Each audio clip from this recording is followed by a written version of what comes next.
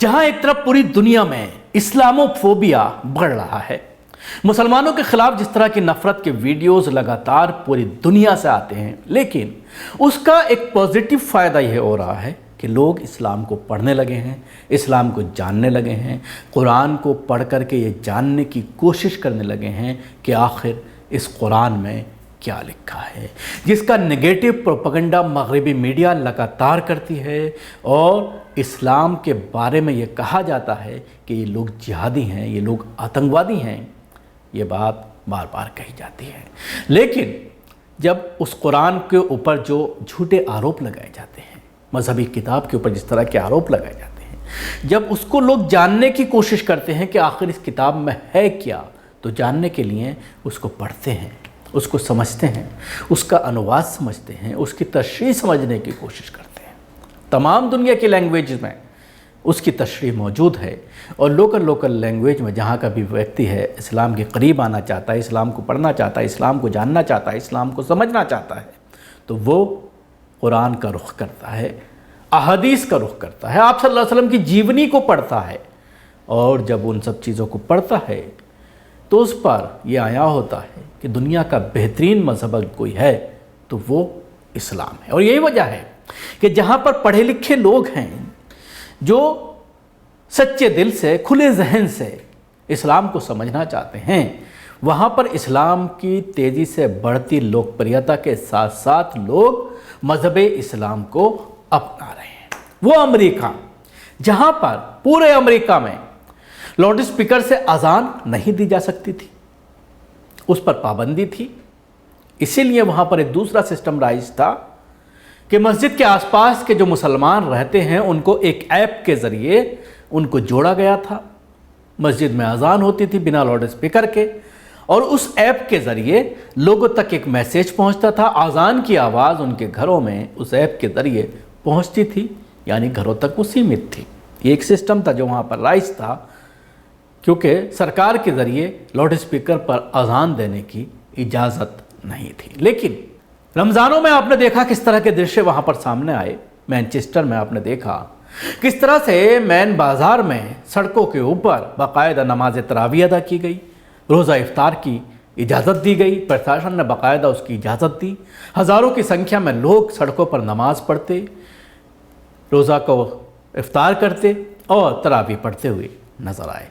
इन तमाम चीज़ों के बीच एक ख़बर और आई। अमेरिका के एक राज्य है मिनेसोटा, जहाँ का एक शहर है मिनियापोलिस।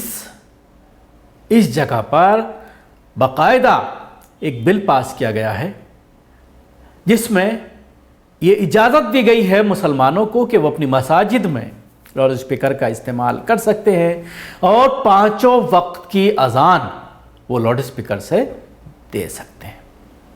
ये खबर अहम है। एक ऐसा शहर जहाँ पर इस तरह की पाबंदियाँ थीं, वहाँ पर इजाज़त दी गई है। और फिर आखिर में हम बात करेंगे इस पूरे मामले का भारतीय तनाजुर में कि भारत में क्या चल रहा है और जो डेवलप्ड कंट्रीज़ हैं, भारत अभी अमेरिका से कहा जाए तो तकरीबन 50 साल पीछे है, वहाँ पर किस तरह की चीज़ें हो रही हैं, मुसलमानों को किस तरह से हाथों हाथ लिया जा रहा है, इस्लाम की तरफ किस तरह से लोग बढ़ रहे हैं। लाखों की संख्या में हर साल लोग मज़हब इस्लाम को गले लगा रहे हैं, इस्लाम कबूल कर रहे हैं। ऐसे में ये ख़बर काफ़ी अहम है और उसके साथ ही इस्लामोफोबिया के जो लोग हैं उनको भी ये सोचने का एक विषय है, मुकाम है कि आखिर जो लोग इस्लाम के ख़िलाफ़ नफ़रत फैलाते हैं उन्हें मुँह की खानी पड़ी है और ये एक बड़ा फ़ैसला वहाँ के प्रशासन के ज़रिए लिया गया है। इसी ने सोचा राज्य के मिनियापोलिस शहर ने स्थानीय मस्जिदों को स्पीकर पर अजान देने की इजाज़त दी है। नगर परिषद ने परिषद सदस्य जमाल उस्मान द्वारा पेश किए गए बिल को मंजूरी दे दी है। इसने सुबह 7 बजे से रात 10 बजे के बीच लाउड स्पीकर पर अजान देने की इजाज़त दी गई है, जिसमें कहा गया है कि वॉल्यूम प्रतिबंधों का पालन किया जाना चाहिए।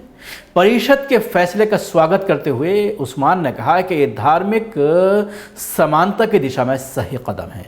नगर परिषद के निर्णय के अनुसार सुबह फजर और रात इशा को छोड़ करके लाउड स्पीकर से दिन में 3 बार अजान देने की इजाज़त है।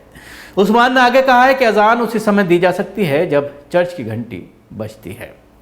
निर्णय पर प्रसन्नता व्यक्त करते हुए परिषद सदस्य ने कहा, हमने यहाँ जो समानता और समुदाय बनाया है उसका एक संकेत ये अमेरिका है और हमें हर किसी की तरह छतों से अपने विश्वास को साझा करने की अनुमति है। ये ध्यान किया जाना चाहिए कि 2004 में स्थानीय सरकार के फैसले के बाद मिशिगन के हेम्पट्रेम द्वारा अजान को पहली बार संयुक्त राज्य अमेरिका में वैध बनाया गया था।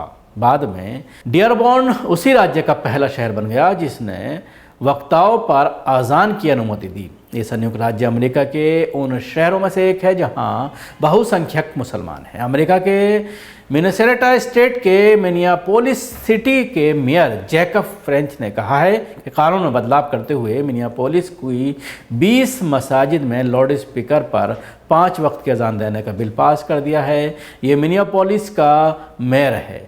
जैकब ने सलाम किया और इंशाअल्लाह कहते हुए बिल पास किया। 2020 में वहाँ की सरकार रमज़ान महीने में 5 वक्त की अजान की इजाज़त दी थी, लेकिन अब यहाँ की सरकार वहाँ के कानून में तरमीम करते हुए 5 वक्त की अजान की इजाज़त दे दी है। यानी सिर्फ रमज़ान में इजाज़त दी गई थी, लेकिन अब पूरे साल इस तरह की इजाज़त दे दी गई है। मिनियापोलिस इस्लामोफोबिया के मॉडर्न जनक अमेरिका के टॉप 50 शहरों में शामिल है। इस्लामोफोबिया कोड के मर्ज से भी बदतरीन बीमारी है। यूरोप जो इस्लामोफोबिया का हब था, ये बात बहुत जल्दी समझ गया और अपने वहाँ से इस्लामोफोबिया धीरे धीरे ख़त्म कर रहा है।